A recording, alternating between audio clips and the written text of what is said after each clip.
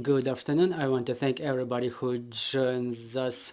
Ukraine Media Center Ukrinform continues its operation today, and it's year 9 of the war and day 289 of the heroic resistance of the Ukrainian people.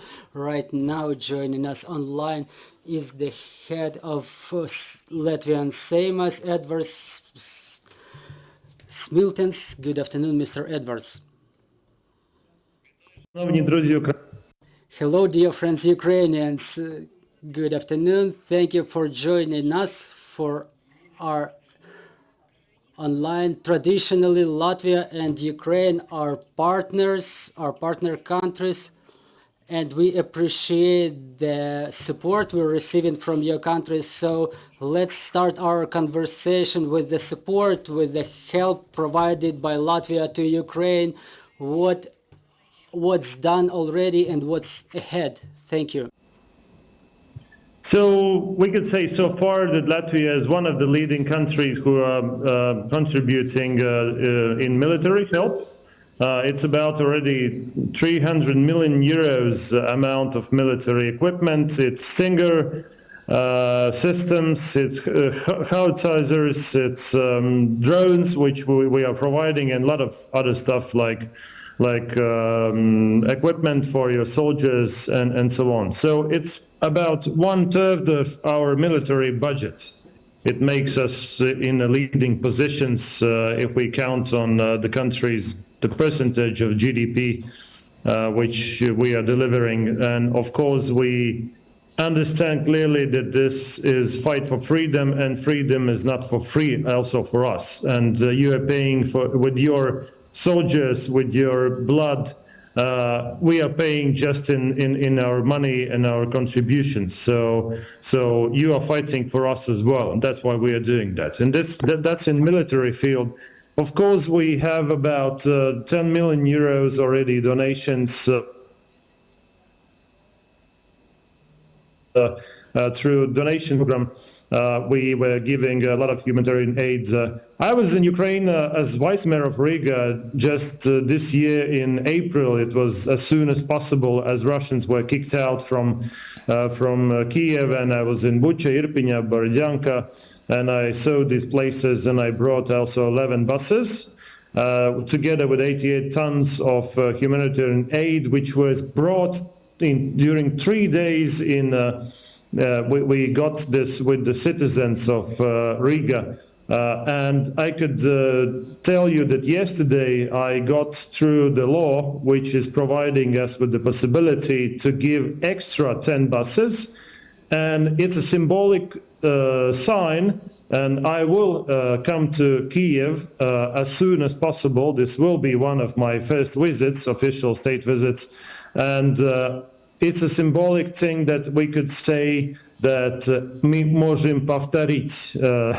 So we've got 11 buses, and right now we are preparing 10 buses from, and I'm not anymore representative of Riga City Council, but still together with Riga, we will bring you more humanitarian aid and buses. It's like a symbolic gesture, and my official visit will be I hope in the very start of January.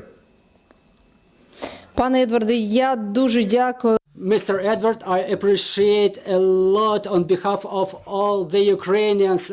I want to thank you for all the help provided by Latvia. We would like to hear what are the moods inside the Latvian society. Does the society of Latvia shares your opinion, this support being provided to Ukrainians and Ukraine? Thank you. Definitely. We have more than 40,000 refugees, your people who were fleeing from the war. And me personally, I was trying to find ways to help people. And we have people coming from Ukraine side and also from the Russian side. I mean, from the occupied territories, we are trying to get out people and save them. I personally know and I try to help to few families from Volchansk while it was occupied territory for 3 or 4 months, and together with children, they had bad condition, health condition, because they didn't provide any help.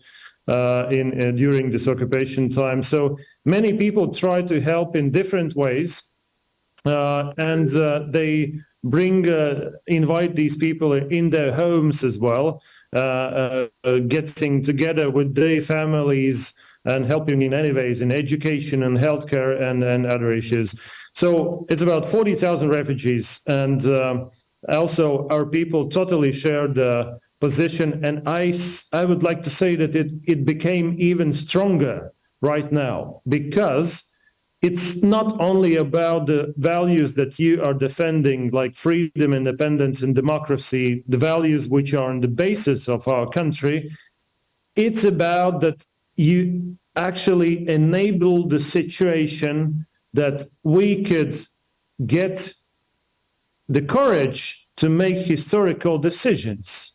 And this is really important point, that Ukrainians maybe don't understand what impact they made on Europe, and especially of each countries, because you made the situation that now everyone should make their own position to whether to support Ukraine or Russia, or to try to balance it, which is unimaginable, or it's not a good position.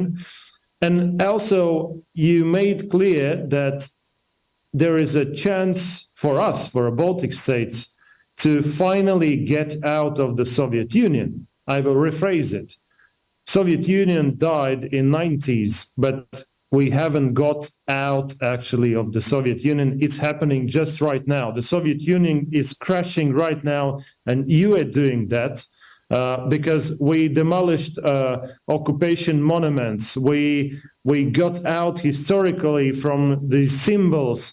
We are making laws which were unimaginable before. It was really hard to make, like education in Latvian language in all Latvian schools, and many, many other decisions which are actually strengthening our countries, our national defense and national security. And right now, Europe has changed as well. This somehow blurry, muddy policy is I think, in history. And right now, we must make clear, visible decisions to go forward. And so, shortly, you actually gave a possibility to sort all the problems concerning our history, to finish the questions of our history, to close this topic, and to look forward fast and strongly look forward for the future and our future possibilities and future development. So that's why Latvian society is supporting more than you can imagine. З вами важко не погодитися, пане Едвард. It's hard not to agree with you, Mr. Edwards. Really, our armed forces and all the Ukrainians together do everything possible so that such rudiment as the Soviet Union is left behind far in the history.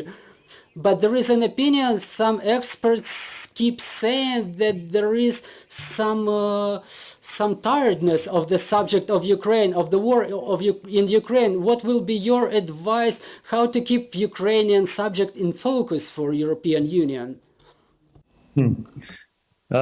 I think Russia and Putin is willing that war crimes, rape of children, killing innocent people, mothers and children, and destroying hospitals and kindergartens, that it's becoming a new normal.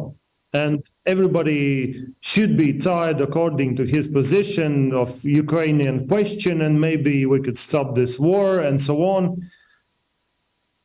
It's the biggest ever crime which actually exists in the world, the war crimes that are committing right now Russia.